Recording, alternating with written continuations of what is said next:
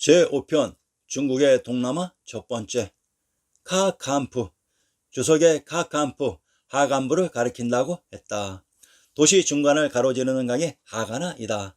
카간프는 키타이의 남쪽에 위치해 있다. 우선 하북과 하남을 구분해 봅시다.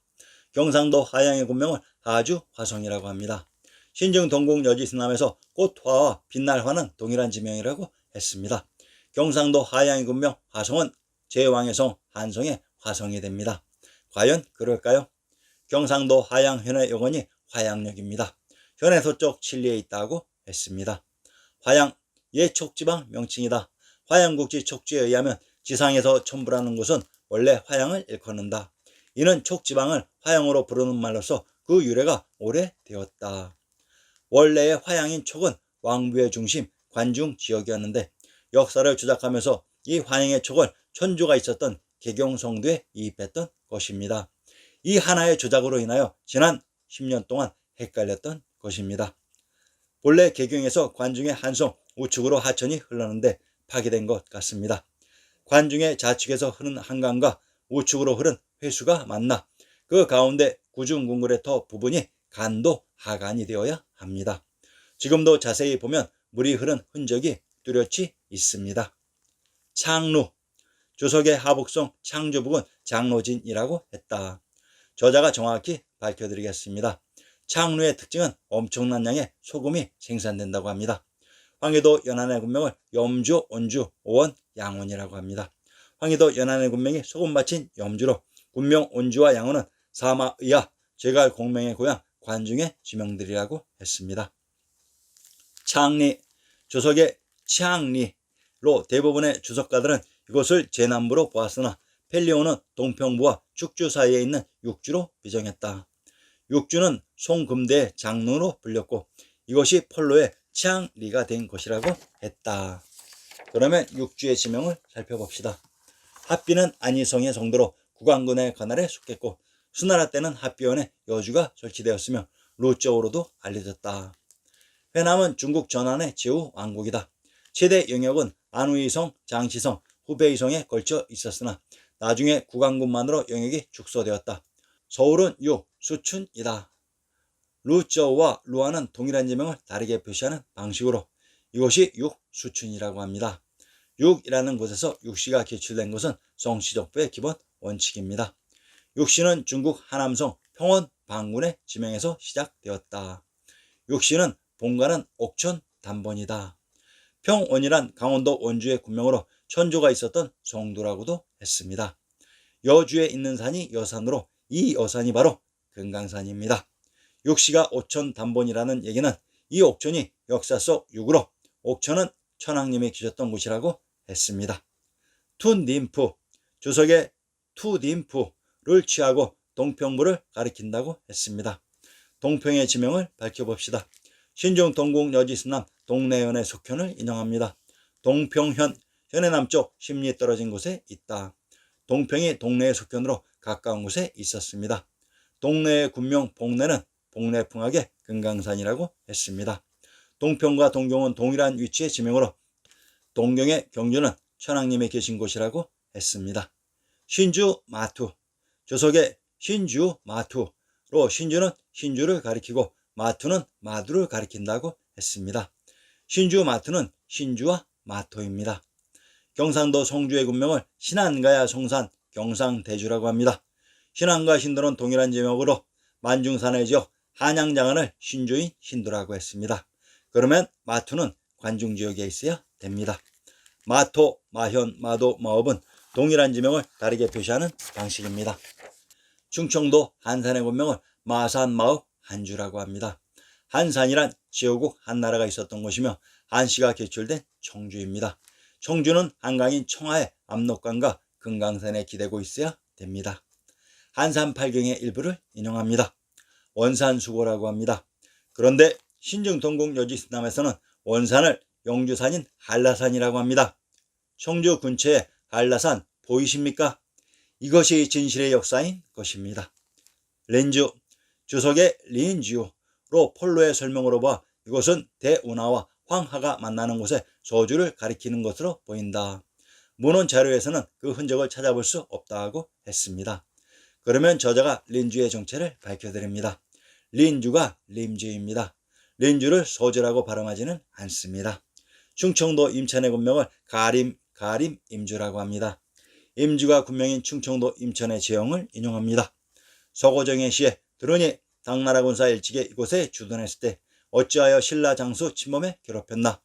웅진강 한 줄기는 하늘과 함께 맑은데 마을의 못 봉우리 땅에 연해 그늘졌네 라고 했습니다. 웅진강이 있었던 공주는 천조가 있었던 곳의 지명이라고 했습니다. 핀주, 주석의 핀구로 소주에서 황하를 따라 내려가면 만나는 비주를 가리킨다고 했습니다.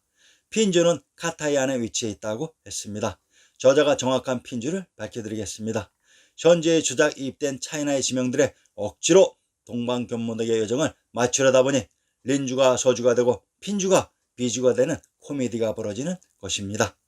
핀주는 평주입니다. 지네들 말로 평을 핑이라고 발음합니다. 그러면 핀주는 핑, 평에서 찾아야지 어떻게 비주에서 찾을 생각을 했을까요? 평주와 평원은 동일한 지명을 다르게 표시하는 방식입니다. 강원도 원주의 군명을 평원, 부건경, 송안이라고 합니다. 원주의 뜻은 모든 것의 근원으로 원주의 군명 송안과 송도는 동일한 지명의 다른 표기 방식으로 이곳이 비단금자의 금도였던 것입니다. 핀주는 카타이 안에 위치되어 있었다고 했습니다. 이곳 송도가 천주가 있었던 카타이인 샤카토, 박토였습니다. 추주, 주석의 추주로 비주에서 황하를 따라 회안주로 가는 도중에 나오는 숙천을 가리킨다고 했습니다. 동방견문덕의 지명을 분석할 때 항상 주의해야 되는 것은 모든 지명이 키타이 안에 위치되어 있었다는 것을 입증해야 합니다. 추주란 추주로 이곳에 있는 성이 추성입니다. 경주, 경산, 경웅, 경원은 동일한 지명을 다르게 표시하는 방법으로 이들의 군명을 살펴봅시다.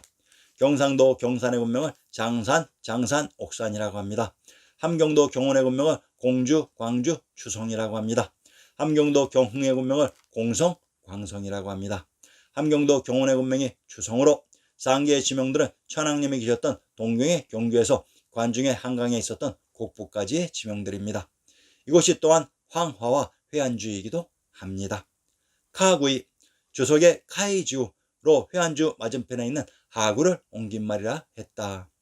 카구이가 하구의 발음으로 하구란 황하인 한강 압록강 요하로 회안주의 맞은편이면 한강 건너에 영주산인 한라산 지역이 됩니다. 이곳이 전라도의 고부이기도 합니다. 고부의 군명이 영주입니다. 영주에 있었던 산인 영주산이 한라산이라고 했습니다. 이곳 고부가 곡부라고 했습니다. 만지, 소구도. 만지가 만주이고 소구도이며 이곳이 바로 키타이, 카타이인 박터입니다. 카타이, 스키타이는 무슨 의미인가요? 몽골 비사 집사에서는 키타이라고 합니다. 위키백과 거란조를 인용하면 거란은 5세기 중엽부터 내몽골의 시라무렌강 유역에 나타나 거주하던 몽골계와 퉁구스계의 혼혈적으로 중국어 발음은 키타이다라고 했습니다. 그러나 이 카타이의 언어 풍속 직제 지명들로 볼 때 카타이는 까라이, 까울리 즉 고려입니다. 지금도 중앙아시아에서는 고려인을 까레이스키라고 합니다. 만지, 만주, 만리의 참뜻을 살펴봅시다. 평안도 귀성의 군명을 만년 귀주라고 합니다. 만리장성의 본 의미는 천하의 중심인 천주와 왕부가 있었던 관중에 만년만산, 만주에 있는 장성이라는 뜻, 즉 만리란 만이라는 지역, 동네가 현 차이나에 조작 이입되면서 러시아와의 국경을 분리하는 만리장성, 즉 만리의 거리로 변조 조작되었던 것입니다.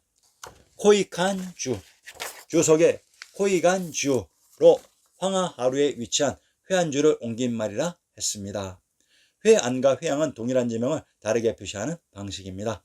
강원도 회양 도읍의 군명을 연성, 이물, 회주, 교주라고 합니다. 회양의 군명 교주는 개성에서 관중으로 흐른 회수와 관중의 한강이 만나는 지역의 박투라고 했습니다. 파우긴, 조석의 파우친으로 강소성의 보웅이라고 했다. 본문을 인용합니다. 코이칸주를 출발해서 동남쪽으로 하루 거리에 뚝길을 가면 만지로 들어가는 입구에 도달한다. 아주 고운 돌로 만들어져 있는 이 뚝길 양옆은 모두 물이다. 이 뚝길을 통하지 않고는 그 지방으로 들어갈 수 없다. 이 하루 거리의 끝에 파우긴이라 불리는 매우 아름답고 커다란 도시가 나오는데 주민들은 우상 숭배자이고 시체는 화장시킨다. 데이칸에게 복속하고 있고 지폐를 사용한다. 파우긴에 나오는 강둑길이 바로 카이주의 인공술이었던 것이며 이곳이 수양제의 대운하의 현장입니다. 파우긴, 파우진이란 바로 파진 또는 바진입니다. 진은 또한 천조가 있었던 개경의 지명이라고 했습니다. 보운과 보주는 동일한 위치의 지역의 지명들로 보주하니까 생각나시는 분 없습니까? 호황옥께서 보주태우였습니다. 보주는 천황님이 계셨던 유다국, 부다국이라고 했습니다. 그리고 한 가지 추가하면 소시적 펄복의 소설에서 북경에서 온 편지의 북경을 페이킹이라고 불렀습니다. 파우기는 또한 페이킹의 다른 이름 같기도 합니다. 아무튼 지리적으로 아주 가까이 서로 위치되어 있었습니다.